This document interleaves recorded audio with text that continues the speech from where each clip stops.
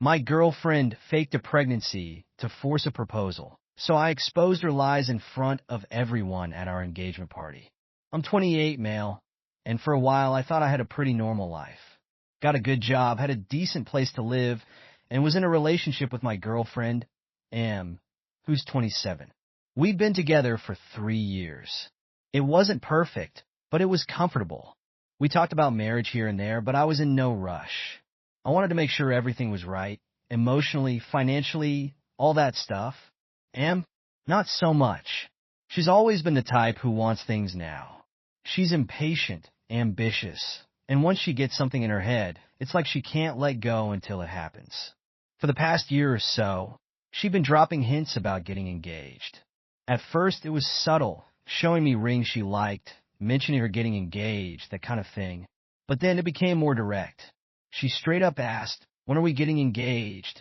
And I'd always tell her, "I'm not ready yet." I wasn't lying. I just didn't feel like it was the right time. I didn't want to be rushed into something so serious. But Em didn't like that answer. She started saying I wasn't taking the relationship seriously, that I was wasting her time, and that she wasn't going to wait around forever. She'd make these comments every chance she got, making it sound like I was the bad guy for not proposing after 3 years together. I tried explaining my side, how I wanted to be sure we were both in a good place before taking that step.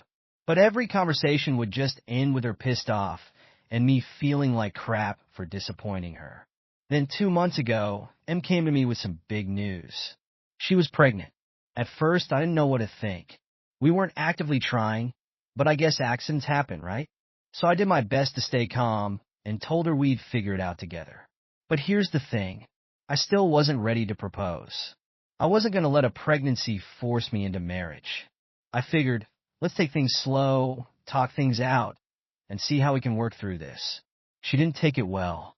She wanted me to react differently. I'm sure she was expecting me to freak out or maybe even drop down on one knee right there. But that wasn't happening. I needed time to process, and that wasn't the answer she wanted. Over the next few weeks, things started getting weird and became more distant, moody, and honestly kind of dodgy. She told me she had gone to the doctor for a checkup, but when I offered to go with her next time, she'd brush it off, saying it wasn't necessary. Something didn't feel right, but I didn't want to push too hard.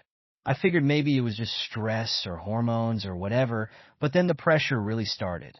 She told me we had to get engaged for the baby's sake, that it would be embarrassing and shameful to have a child out of wedlock. She went on and on about how our families would be disappointed, how people would judge us, and that we needed to make things right. I listened, but I wasn't about to change my mind just because she was pregnant.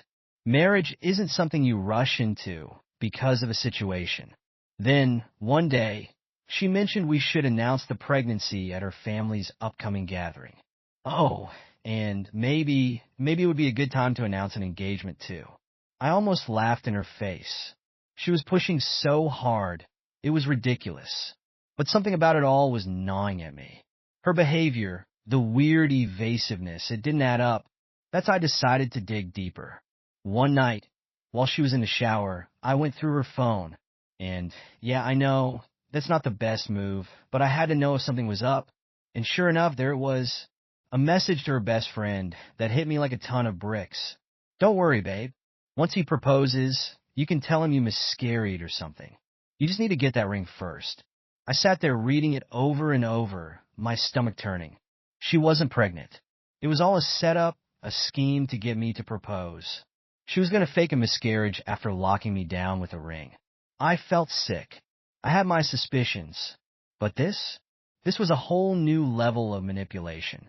I didn't confront her right away. Instead, I decided to let her dig her own grave. I played along, pretended like I was coming around to the idea of proposing, even started asking her about rings again. The whole time she had no idea I knew her secret. Finally, the day of the family gathering arrived. Em was on cloud 9. She thought everything was falling into place perfectly. She had no clue what was about to happen. At the gathering, she started dropping hints to her family, teasing them with the idea of a big announcement. Everyone was curious, waiting for us to say something. Eventually, Em gathered everyone in the living room and gave me that look, the one that said, "This is it, propose now." So I stood up in front of her entire family. I was nervous, but for all the wrong reasons. Everyone was watching me. Em was practically glowing with excitement. And I started with the words that I knew would pull them all in. "Hey everyone, I have some big news," I said, pausing for effect. "Em and I are expecting a baby." The room exploded with excitement. Em was beaming, thinking she'd won. She grabbed my hand, squeezing it like she was ready for the next part of her plan.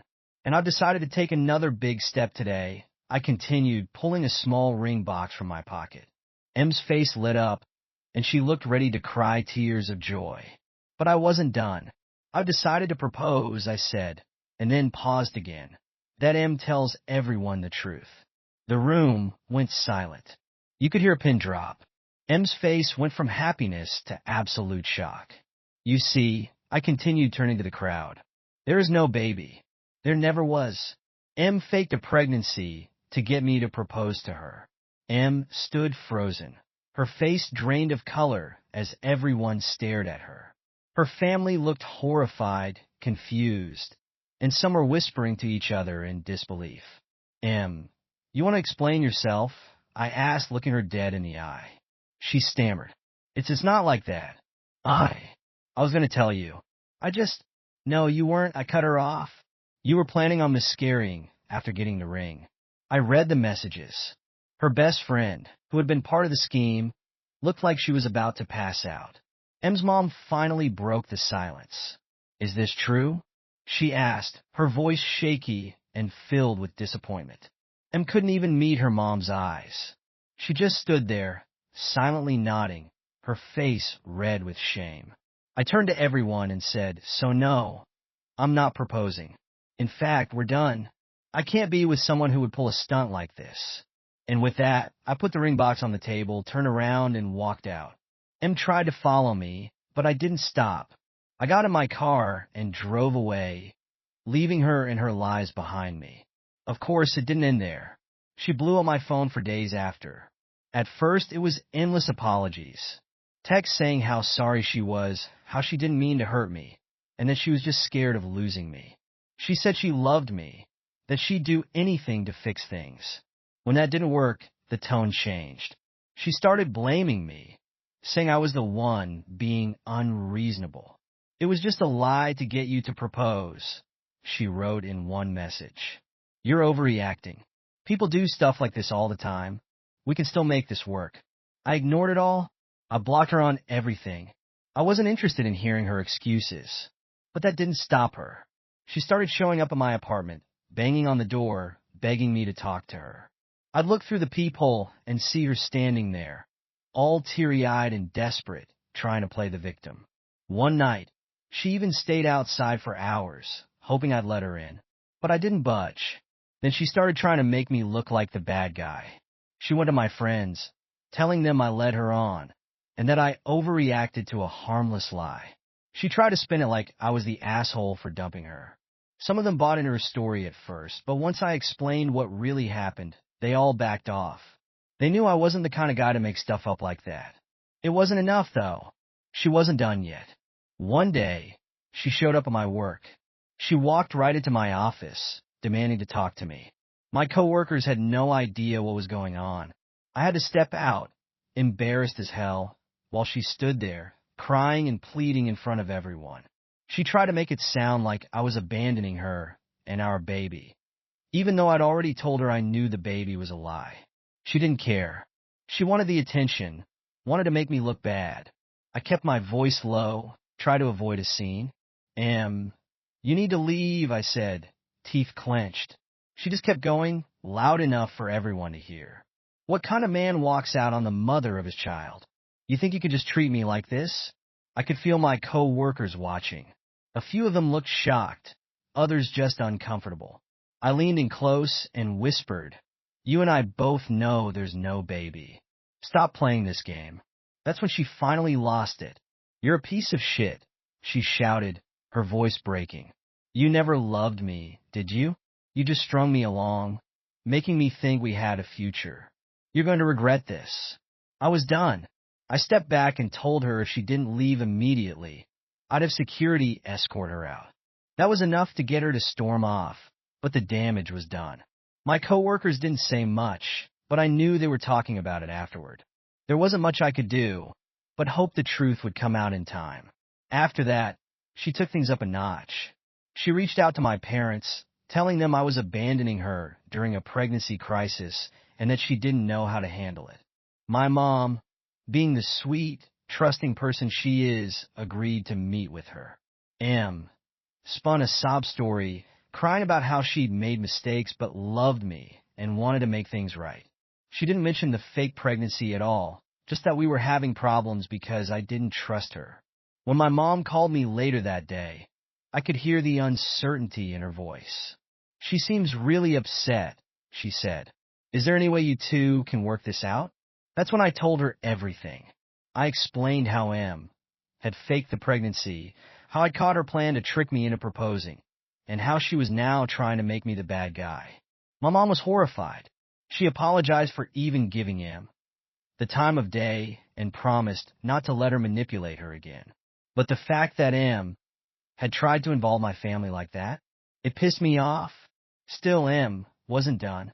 She showed up at my dad's house the next week, and then my sister's place after that.